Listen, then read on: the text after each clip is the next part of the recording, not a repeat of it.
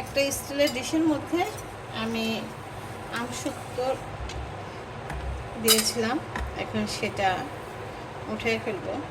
এই যে খুব সুন্দর হয়েছে, এটা মিষ্টি আমসত্ত্ব, বাচ্চাদের জন্য বানালাম। আমি প্রতি বছরই বানাই, অত বেশি বানাই না, অল্পই বানাই। এবার এখনো ভালো করে বানাই নেই, এই একটা বানালাম, তারপরে এটা আর একটু শুকাইলে ভালো হইতো, বেশি শুকাইতে পারিনি,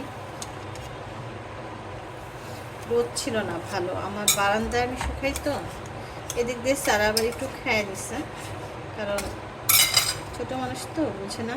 এই যে খুব সুন্দর হচ্ছে এইভাবে। আসলে তো সারাকে একটু দেবো, দেখো সারা খেয়ে বলো কেমন হয়েছে। মজা। এই যে খুব সুন্দর হয়েছে, উঠে নিব সবগুলো।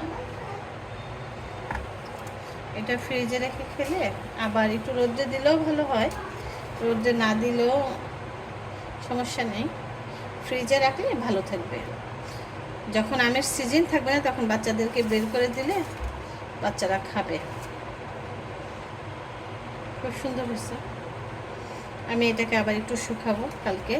আমসত্ত্বটা যত শুকানো যায় তত ভালো, খেতেও ভালো লাগে আর মজা হয়। আরও বানাবো আমসত্ত্ব। এই আমসত্ত্বটা খুবই ভালো লাগে, খুব সুন্দর হয়েছে।